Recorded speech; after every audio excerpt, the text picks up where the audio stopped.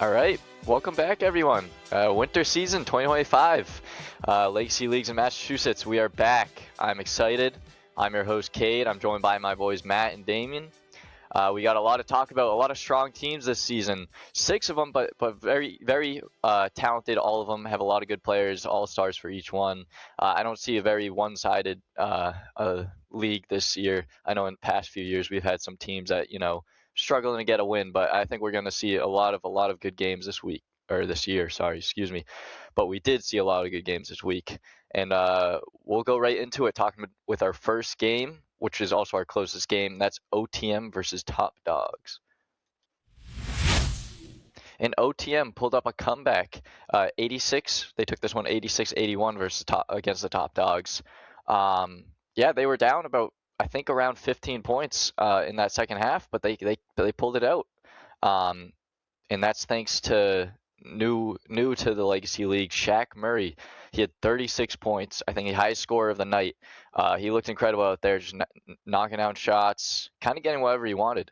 And we had some returning guys for OTM, Nico Wright and Markel Wade. It's been a year since they were in the league.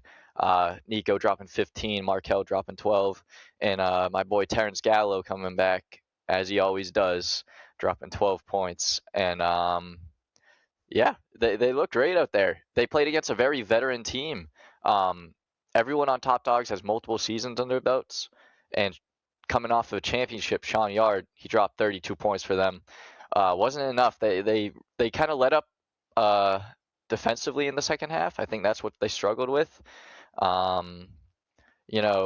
saw a lot of good defense from Joey Niederberger, though. He's coming off of an injury from, I think, 2 summers ago in the Legacy Leagues, and he hasn't been back since, but here he is, and he played pretty good, 12 points, and he had some good blocks. I think he had 2 of them. But this game did come down to defense, and I think both teams struggled defensively, but Top Dog struggled more, and that's really what led to the OTM win. Matt, do you want to kind of dive into this game, talk about either OTM, Top Dogs, what you saw? Yeah, I felt like the story of this game for me was sort of Terrence Gallo doing a lot of little things right. He led the team in rebounds and assists, and I felt like in the second half of the game, especially, they ran a lot of the offense sort of through him. I mean, you can't say enough about Shaq Murray and how many points he got. He leads the league now in points this after the first week. But I really felt like Terrence Gallo sort of took the reins a little bit more, led the team in some really important categories, and that translated to some greater success later on. I also felt like the Top Dogs had some players missing. Ethan Austin wasn't there. Cody Crawford wasn't there. Those are both players who have big stage experience. And I'm sure that Joey Zacco, if he were here, he'd say we really needed them in the third and fourth quarters there. Sean Yard was great. He's top 3 in the league in scoring right now. He has some experience, but I think there was a little bit more needed there. For sure. I mean, Sean Yard's coming on. I mean, if with experience, honestly, Sean Yard might be the least experienced with this team, because they got so many guys with so many seasons under their belt. I think Jared and Joey have played in every single season there was, Rhode Island and Massachusetts, excluding Connecticut. But yeah, I think Sean's on his third, Joey's on his second. Dom's been in the league for a while. Cody, I mean, he has more championships than half of the league does seasons played. So yeah, he needing him for these kind of fourth quarter where you got to kind of lock in, contain this lead. Cody's the guy you want out there coaching your team, kind of leading you guys to that fourth quarter lock in. But Ethan's been a MVP candidate every single season he's played in Massachusetts, and I think he got hurt in Rhode Island, so hopefully he has a speedy recovery. I want to see him play. I want to be talking about him all season long. But we can't overlook OTM. I mean, a lot of guys on that team just just running. That's really what got them the win. Terrence, like you said, he's the fastest player out there every single time he plays.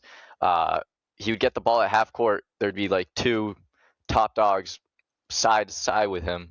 Boom, he's like 5 feet in front of them by the time he's at the rim. He just is explosive on offense when he gets the ball, and OTM's game plan was grab that rebound, toss it up to him, and just watch him go. And if he had a defender, Shaq was running right behind him. And I know Shaq was getting pretty gassed out at the end. But if he works on his conditioning a little, he might be an early MVP vote for me. But Damien, do you want to talk about the OTM comeback and what led to that?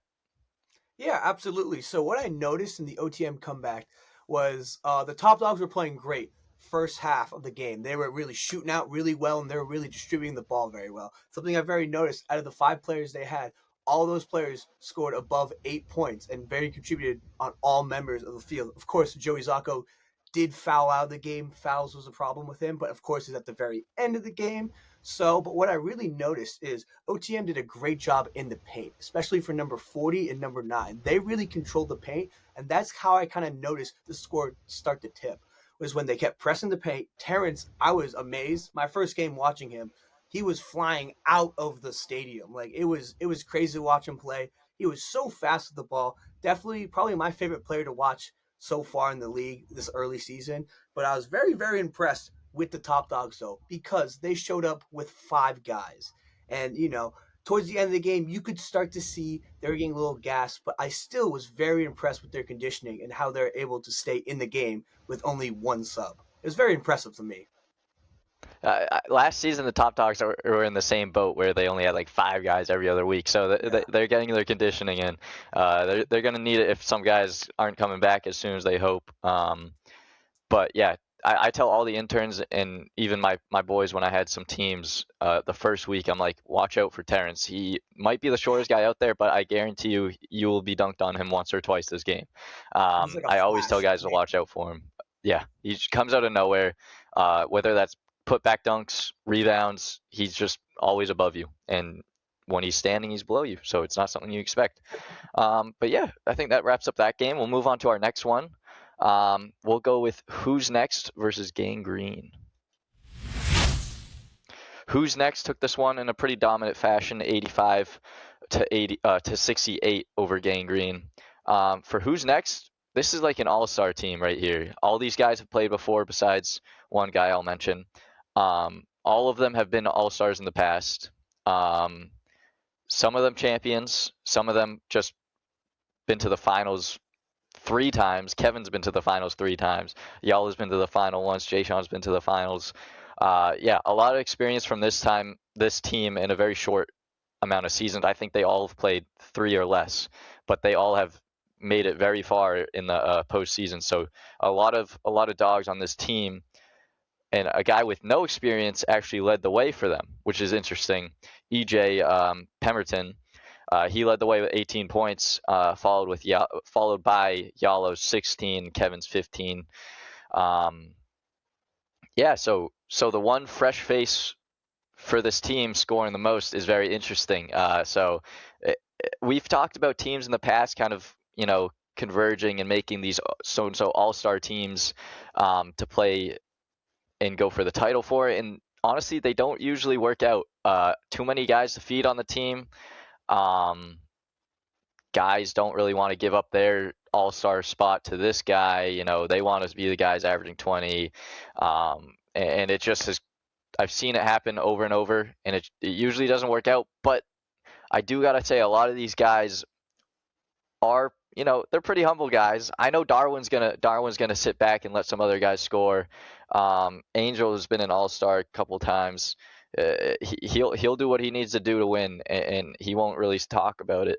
And Kevin's been in the finals 3 times in a row and has not won a championship. Sorry to bring it up this early in the season, Kevin, but I know he wants that more than anything. So he's gonna do whatever it takes. And this new guy EJ, looking very strong out there. Yeah, the chemistry is very high on this team. I would not look past this team early on. But Gangrene, they put up a fight. It was a bit shaky early on. I would say towards half, they were arguing with each other, kind of getting in each other's heads. But Josh Monty Castro, the only returning guy on this team, led the way, 16 points. It's good that a returning guy is kind of leading your way, at least in the first week. Kind of get these guys got to get used to the rims. 8.5 foot playing on it is a lot different than 10 foot, and Josh Monty knows that. He's played a few seasons, so he's kind of got to get his guys going on these 8.5-foot rims. Maybe lower your rim in the driveway, get used to these rims, start shooting on them, shoot your free throws on them. I think Gangrene's going to be a sneaky team, a bit of a smaller team, but smaller teams aren't always bad because you go on runs and these bigger guys can't catch you. That's how it goes. But definitely the turnovers hurt Gangrene. 18 of them. Definitely not a clean game from Gangrene, but not the cleanest from Who's Next. I honestly expected more from them with this all-star team up. You want to see more than 85 points, and you want to see less than 68 against you. So, Matt, I'll go to you again. Talk about whatever you want to talk about. A lot to talk about with Who's Next, but you go for it. No, I echoed a lot of what you said. I thought it was a game where experience definitely won out. When you have players like Yala Smith, Kevin Views, Darwin Pereira getting serviceable numbers points-wise and also rebounding the ball, that's going to be tough to deal with. And, Gangrene, as you probably also mentioned, a lot of newer players. I didn't feel like they backed down. They can jaw a little bit. They can go. And they're going to have to get used to the league a little bit maybe. But a tough matchup for a new team. As you said, a lot of all-stars, a lot of good players. There was one play in particular where Kevin Views stole the ball at half court, just sight unseen, and went up and they made a play. I think it was a dunk by E.J. Pemberson, who I think I see the game from the camera, so I thought from some of the shots I got, maybe some of the best hops of the night. I think he's someone to watch out if you're looking to be in the dunk contest. But I thought it was a game where the more experienced, the team with the playoff pedigree definitely had an advantage. For sure. I mean, experience in this league is something else because, so you can have a full team of guys that are great on 10-foot, but if you got like a team like Who's Next with all this experience, championships under their belt, they're going to come out there and beat you because they just know how to play on these rims. I know you just watched a little bit of this game, but if you want to talk about kind of how I said the all-star team might crumble. Talk about what a team with so much talent has to do to, stay contained throughout the season and finish this off with a championship. Yeah, exactly. When you got so much talent on one team, it really comes down to who do you want getting the ball in clutch time. When these games, of course, this game was a 20-point game. They kind of, took ahead of the lead. It was kind of close early in the beginning. Gangrene was shooting some good threes, but yet again, Who's Next? They just took away from that flat out. But what I really, really think is going to be their strength is passing around the ball and being able to distribute it. I really think this is a great team full of many players, and I'm really, really curious to see how their stats are going to go throughout the season with this team like this. They have so much experience, and they know exactly how to play on this 8.5-foot rim. 10-foot rim is way different, I feel like, in these game type scenarios. And when you have a full team like this of guys who have played many years on this 8.5-foot rim and in this league, I think this team is going to be one of the best teams in the league, and I would be terrified of them. Definitely. But Gangrene's got a lot of time to grow. Kwame Bell, 15 points, 7 assists, 6 steals. That's a good stat lineup right there for him. So for sure. And Gangrene's got a ton of new faces that I know nothing about. So I can't really speak on a lot of those guys like I can for Who's Next. So we might see some of those guys explode. I know guys that scored like 4 points in their opening week. Next week they scored 30. It's happened plenty of times in Legacy League. So we might see a star emerge from Gangrene. I know it was kind of spread out for statistically for Gangrene, but can't count them out. They put up 68 against a really good team. So we'll see, clean up some of those. If they got 9 turnovers instead of 18, 9's not even a lot. 9 is a lot of turnovers for a basketball game. They still could have been much closer than the 17 points it was. So yeah, I think a lot is to come for Gangrene. I wouldn't count them out. They had to play arguably the best talent-wise team, and they put up a fight. So a lot to see from them. I'm looking forward to seeing their season. And we'll go on to our last game of the week, that being the Glock Boys versus We Got Us. And the Glock Boys took this one in dominant fashion, 93-53 against We Got Us. Amandi Weaver, 34 points, returning All-Star from last season. Gio Neville, 2-time All-Star, returning 18 points. Leon Canton, new face, 16 points. So that's a little addition that the Glock boys got. A lot of returning guys for Glock boys, but some new ones. So we'll see who emerges as a top talent for their team. We got us basically all new faces besides I think one or two. Shy Hicks for that returning guy, 12 points, 9 rebounds, almost a double-double. But you got Darren, I don't want to mess up his name. This is the first week, so I feel like I'm doing pretty good with these names. But Darren Francesc, maybe? You can correct me and yell at me during the week if you want me to say it right. But he led the way for We Got Us, 18 points. Jarrell Wiggins with 13 points. Kind of spread out for We Got Us. Nobody really taking the charge for them. Scoring-wise, definitely a tough game. But again, a lot of new faces playing a lot of old faces. That's how we've been talking about this first week, how it's gone so far. Yeah, honestly, Amandi Weaver and Gio, I think, is such a good leader out there. He keeps his boys contained, and he and Amandi knew what they were getting into, and I think they knew a lot of the guys on We Got Us just from outside of this league, so they knew who they were going up against. Shy being on their team last season, so it's kind of maybe a little edge on this game to get that win over a guy you previously played with. But yeah, big game from Amandi. We know he's got it in him to score 30 if he wants. So, and that's what he did. Dominant fashion from them. So, Damien, talk about this game. Talk about the Glock boys. Put up the most points this week. A lot of returning guys, some new guys. Talk about this team. What did you see from them? Yeah, guy. I really liked watching this team. This was the first game I kind of experienced in this league, and it was very entertaining. I mean, the Glock boys, they look like the real deal.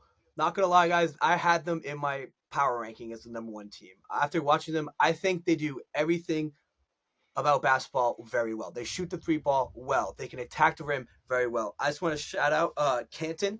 I thought he played great defensively. He was very aggressive and very being like the intimidator of the team. I loved watching him throughout the game. I thought he played extremely hard, going for loose balls and rebounds, and I really enjoyed watching him kind of lead his team through it. Also, again, Weaver was lights out. I mean, he could dunk it, he could shoot it.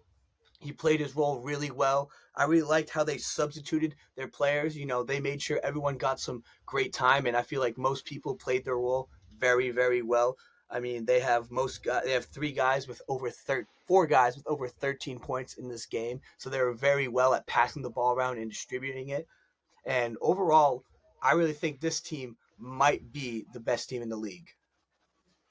There's some strong words from you, Dame, for the Glock boys, but trust me, I know some of the guys on Glock boys, and they're gonna love to hear that. So you have a new, I really you're their like what new I favorite saw. intern. Yeah. They had some enemies with the interns last season, which was funny to watch. But now they got some guys praising them, which they're not really used to. They're used to guys being on their back on this post game. So that's good to see. I'm sure they're gonna shout you out next week. But Matt, if you want to talk about We Got Us, talk about what they got to change up for their team. If you want to talk about the Glock boys, go ahead. I mean, there's not much more we can say. We just called them the best team in the league. So talk about We Got Us, maybe who you think's got to kind of emerge, or what they got to do to get a guy to emerge as their top scorer. A lot of the ball getting spread out, but nobody really having too much success with it. So, as I mentioned, one of the games I didn't watch as much of, I did notice that the top two scorers for the team were newer players, first years in the league. So, if you're getting new stars, starting out and stuff like that, it can take a while to get used to it and figure that out. Shy Hicks, 9 rebounds, also had serviceable points. He has some more experience. Maybe that comes from there. But yeah, I thought it was a game where I mean, Amandi Weaver. I mean, he was 19 for 22 shooting, including free throws. I mean, We Got Us. When a guy, every time he shoots the ball, it goes in. That's going to be difficult to deal with, no matter what. Totally. Second most points this week in a very, very dominant game. He's made a bit of a jump from last season. I don't think his team had a lot of talent last year. I think a lot more guys on his team were scoring the ball. so him kind of taking this early lead as his score, as his team score, next closest guy was Gio with 18. So that's a big difference in points, and you're kind of leading the way for this high scoring team. That's something you got a target on your back now. You're the guy to beat, Amandi. Right now, people are looking at you as the kind of most dominant guy. I mean, what do you shoot? 15 for 17 from the field, 2 for 3 from 3. I mean, lights out. Only had 1 turnover. Almost as perfect as a game as you could play. Yeah, I think right now he's a front runner. We've been talking about MVP in these next up and coming weeks. We won't get right into it right away because we can't base it off of just 1 week, but he might be in the conversation if he keeps it up for these next 2 weeks. So we'll see what we got coming on in these next weeks. And speaking of next week, we're going to go right into it and talk about next week's matchups, kind of make our predictions and see what we got going on. So we got Top Dogs versus Glock Boys. I think that's going to be a really good matchup. We got us versus Gang Green, also a good matchup. Both teams looking for their first win. And Who's Next versus OTM. So we'll talk about the Top Dogs Glock Boys first. Top Dogs, veteran team. A lot of guys missing. So we don't know who's going to show up, really. It's kind of a question mark for Top Dogs. But we'll look at it as if they're going to have a full roster. Maybe missing one or 2 guys, versus this Glock Boys team that's coming off a very dominant win with Amandi Weaver being so hot as he was. Yeah, I'm gonna go last because I get to choose who picks first. Kind of help me choose my decision. So Damon, I know you just crowned them as your favorite team right now. So I'm guessing you're going with Glock Boys here. Yes. If you are, tell me why. What you got going on in this game? I will go with Glock Boys, but I think I have very high regards for Top Dogs. I think with a full team, they could be very, very good. I mean, they damn nearly almost won the game with 5 guys on their team. I really like this Top Dogs team, and I really think this game is going to be within 5 points. But I do got the Glock Boys. I just think, with Amani Weaver playing how he is, I don't know how Top Dogs are going to be able to stop him. I don't know how they're going to be able to stop his stroke. I mean, he is the best player right now in the league. I know it's only week 1, but stats wise and points wise, he really does stand atop as the best player in the league. I think Glock Boys is going to lean heavily on him, but while also distributing the ball well, like they did in the first game. Awesome, Matt. Who you got in this one?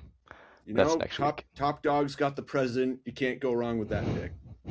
All right, getting Joey on your side. All right. That being said, I know we're supposed to pretend like Top Dogs are going to have their full team, but I know a lot of these guys on Top Dogs, and they do not want to show up every single week. So I'm going to have to stick with Glock Boys. Amandi, I'm rooting for you this season, so I want to see another big game, at least 20 plus, and you'll hear us talking about MVP very soon, and maybe you'll be in those talks if you keep it up. But my boy Gio always comes out to play hard, and if he shows up, and if Amandi shows up, and all those guys, Canton brings that energy on defense, I think Top Dogs are going to have some struggle. I mean, Sean Yard's as good as he can be. He's kind of taken up the role that Jared usually plays, kind of that small guard that attacks the rim. And when Cody comes, he also plays that same position, and then Ethan as well. So, a lot of guys attacking the paint, and I think the Glock Boys showed some really good defense down low. I think that's going to kind of be the deciding factor here. Sorry, Joey, but I think the Glock Boys are going to clog the paint and make it a lot more difficult for you guys. A lot of good shooters on Top Dogs, but I think the Glock Boys are hot right now, and I'm going to stick with them. I think they got this victory. And we'll go on to our next one. 2 teams looking for their first win here, so this is an interesting one. We got us versus Gang Green. Both guys playing some pretty good teams, so we can't really judge their teams fully off their first week. But I think this game's going to be pretty close. It's going to be hard to pick. So Matt, I'll let you go first. Who you think's got this game on in this second week matchup? It's We Got Us versus Gang Green. So who do you think's got this one? I'm going to go Gang Green on this one. I just liked the way they played. They played with a little bit of an edge. They weren't afraid of some of the better all-star players that were brought to them last week. I'd see them, stepping it up again, figuring things out. All right, Damien, who you got? Yeah, I'm actually going to tail math on this pick, and I'm going to also go get Gangrene. I just think Gangrene shot the 3-pointer a whole lot better than We Got Us, and I think this is just going to be a factor in this game. I just think Gangrene's just going to outshoot We Got Us, and then they're just going to get behind in the scoreboard. All right, and I promise I'm not just trying to be different, but I was gonna go We Got Us because I feel like the first week it was kind of personal. A lot of those guys knew each other, and this week they really got nothing to worry about. I think they're just gonna go out there play basketball, and I know a lot of those guys on We Got Us can hoop, so I think Shy. I've seen him drop 20. I've seen him shoot lights out, so I think if he steps up. And some of those newer guys step up. I think they can really. I think it's just a size advantage too. For We Got Us, Gangrene was pretty small, but it's a lot different. They could run the floor, Gangrene. So if We Got Us just hustles back on defense, knocks down their shots, I think they got this. I think there's a lot less to worry about for this game, and they'll kind of be a little more mellow and be able to take this one. And then we'll talk about our last matchup. Two teams coming off of wins. Who's next versus OTM? This is a really good matchup. I think this is going to be a very, really important game for just what is going to be said next week and what's going to be kind of taken a look at further down the line. If a kind of newer team like OTM takes down such a veteran team like Who's Next, that's going to be a lot to talk about. So, OTM versus Who's Next. Damon, you go first. Who you got? I'm going to go OTM. I just think that speed is going to be in the favor of OTM. OTM has a ton of great, fast guys like Shaq Murray, but most importantly, Terrence. I think Terrence is going to fly by them, and I really think they're going to win by pretty close margin. It'll be a great game. I think it'll be very close. But I got OTM. Matt, who you got? Who you got? I've got Who's Next on this one. It's just for me, it's about experience. A lot of players in that team who, as you mentioned, been knocking on the door of not just making the playoffs, but winning the championship. Hungry players. I think that's always a good pick. Yeah. So down the middle right now. Damon, you're new to this league, so I know you don't know a lot of these guys, so it's not very fair. But I can't bet against Who's Next. I just think I don't think OTM's going to handle the ball as well as they did in this first game because Who's Next plays. If they got some guys from A1, which was my team last season. Shout out my boys from A1. I know we're not returning as a team this season, but we'll be back, and we'll definitely be winning that championship when we do come back. But if Who's Next is playing that A1 defense, the way I saw OTM playing and how they I saw a lot of turnovers that were kind of just sloppy. They shouldn't have happened.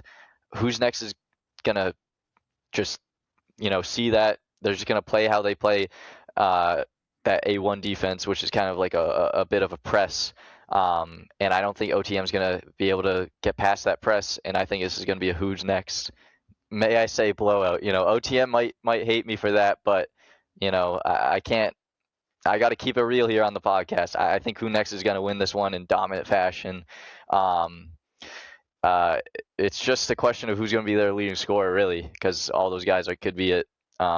It's going to be cool to see Shaq Murray versus more defense, because Top Dogs didn't really bring that defense like some of these other teams are going to.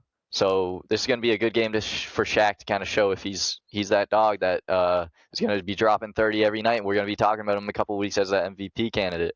But it's definitely a good game for him. I want to see him score a lot, maybe come out, prove me wrong maybe. But I definitely am picking Who's Next in this one. Some of my guys on there, maybe I'm being a little biased. But yeah, I'm sticking with Who's Next. So those are our games for next week. And we'll end this podcast off with a little fun question. I like to get this done early on so we can end the year and be like, yeah, I predicted this. This was my pick. I was right. So a little bragging rights here, potentially. So we're going to be picking our early champions.